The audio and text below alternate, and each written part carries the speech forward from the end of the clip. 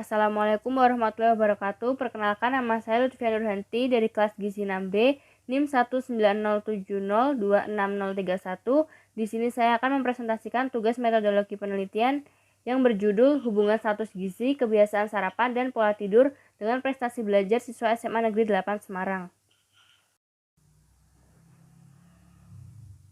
Yang melatar belakangi penelitian ini yaitu di mana ada penelitian yang dilakukan oleh Prayogi pada tahun 2019, yaitu terdapat hubungan antara status gizi dengan nilai indeks prestasi kumulatif mahasiswa Fakultas Kedokteran di Universitas Lampung. Selain itu, ada penelitian yang dilakukan oleh Marvelia pada tahun 2021 yang menunjukkan adanya hubungan kebiasaan sarapan dengan prestasi belajar di SMA Negeri 4 Kota Jambi. Dan juga ada penelitian yang dilakukan oleh Mulia pada tahun 2021 di mana terdapat korelasi positif antara kualitas tidur dengan prestasi belajar. Rumusan masalahnya yaitu bagaimana hubungan antara status gizi, kebiasaan sarapan, dan pola tidur terhadap prestasi belajar siswa SMA Negeri 8 Semarang. Kemudian tujuannya itu untuk menganalisa hubungan antara status gizi, kebiasaan sarapan, dan pola tidur dengan prestasi belajar siswa SMA Negeri 8 Semarang. Tinjauan pustaka yang akan dibahas yaitu seperti sarapan, tidur, status gizi, dan prestasi belajar, di mana sarapan adalah rutinitas manusia setiap pagi hari untuk memenuhi kebutuhan hidupnya secara teratur. Selain itu ada tidur, di mana keadaan yang tidak sadar pada individu dan reaksi yang menurun terhadap lingkungannya, dan dapat dibangunkan kembali dengan rangsangan yang cukup. Selanjutnya, status gizi itu merupakan wajah atau penampakan dan keadaan keseimbangan penggunaan zat gizi dalam variabel. Dan prestasi belajar merupakan hasil dari aktivitas belajar pada siswa yang diperoleh dari evaluasi atau penilaian.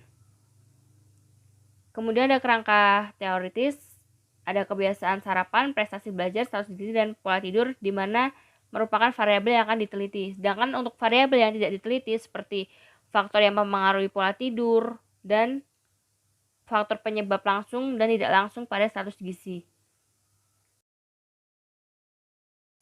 Sedangkan untuk kerangka konsep yaitu meneliti variabel yang akan diteliti seperti hubungan antara status gizi, kebiasaan sarapan, dan pola tidur terhadap prestasi belajar.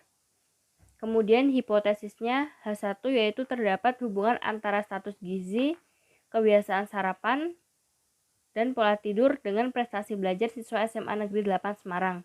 Dan H0-nya yaitu tidak terdapat hubungan antara status gizi ataupun kebiasaan sarapan ataupun pola tidur dengan prestasi belajar siswa SMA Negeri 8 Semarang. Kemudian metode penelitian, desain penelitian yang saya gunakan yaitu cross-sectional. Lokasi dan waktu penelitiannya yaitu di SMA Negeri 8 Semarang dalam kurun waktu 3 bulan dimulai pada bulan September tahun 2022. Populasinya yaitu terdiri dari siswa kelas 10, 11, dan 12 yang berjumlah 350 siswa. Untuk ukurannya saya menggunakan rumus Lameshow, yaitu didapatkan sampel minimal 76 sampel yang diperlukan. Untuk teknik sampingnya yaitu menggunakan simple random sampling. Kriteria inklusinya yaitu siswa SMA laki-laki dan perempuan kelas 10, 11, dan 12 yang berusia antara 15 sampai 18 tahun. Kriteria eksklusinya yaitu siswa yang sedang sakit dan izin tidak masuk sekolah saat pengambilan data dilaksanakan. Untuk data primernya yaitu karakteristik responden yang meliputi jenis kelamin, usia, nilai rapot semesteran, berat badan, tinggi badan, dan indeks massa tubuh. Selain itu juga ada kebiasaan sarapan dan pola tidur responden. Untuk data sekundernya yaitu informasi mengenai profil SMA Negeri 8 Semarang yang akan didapatkan dari wawancara pihak pengurus sekolah. Kemudian untuk definisi operasional yaitu variabelnya seperti status gizi, instrumen yang akan digunakan seperti timbangan badan, dan mikrotoa. Untuk kategorinya itu dinilai dari Z-score, indeks massa tubuh menurut umur, yaitu seperti ada gizi kurang, ada gizi buruk, gizi kurang, gizi baik, dan gizi lebih, di mana skalanya ordinal. Yang kedua ada variabel kebiasaan sarapan, instrumen yang digunakan yaitu berupa kuesioner seperti food recall, dilakukan dengan mencatat jenis dan jumlah makanan yang dikonsumsi saat sarapan.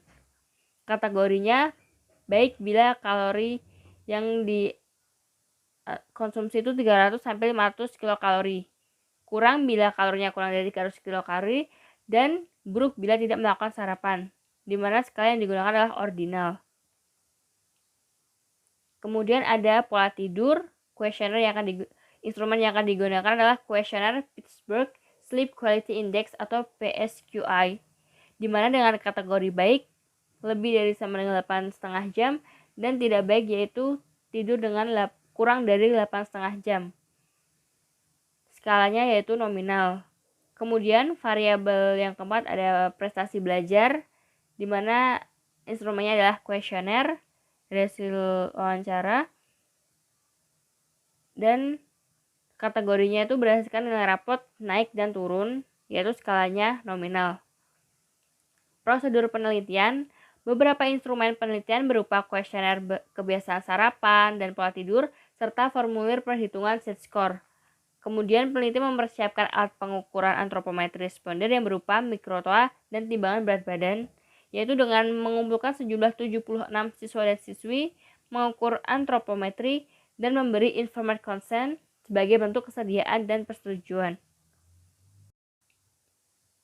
Selanjutnya ada metode analisis data, di mana yang pertama adalah pemeriksaan data atau editing, pemberian kode atau coding, dan pemasukan data atau entrying. Ada yang dianalisis yaitu univariat, bivariat, dan multivariat. Untuk univariat yaitu menganalisis masing-masing variabel meliputi status gizi, kebiasaan sarapan, pola tidur, dan prestasi belajar di SMA Negeri 8 Semarang. Untuk bivariatnya itu ada uji kebiasaan sarapan dan status gizi dengan prestasi belajar, di mana skalanya ordinal dan nominal, maka akan dilakukan dengan uji eta. Sedangkan pola tidur dengan prestasi belajar dengan skala nominal akan dilakukan dengan uji chi-square. Kemudian untuk multivariat yaitu mencari variabel bebas yang paling berhubungan dengan variabel terikat. Data yang diambil berupa data kategorik, di mana menggunakan uji regresi logistik. Sekian presentasi dari saya. Mohon maaf bila ada salah kata. Wassalamualaikum warahmatullahi wabarakatuh. Terima kasih.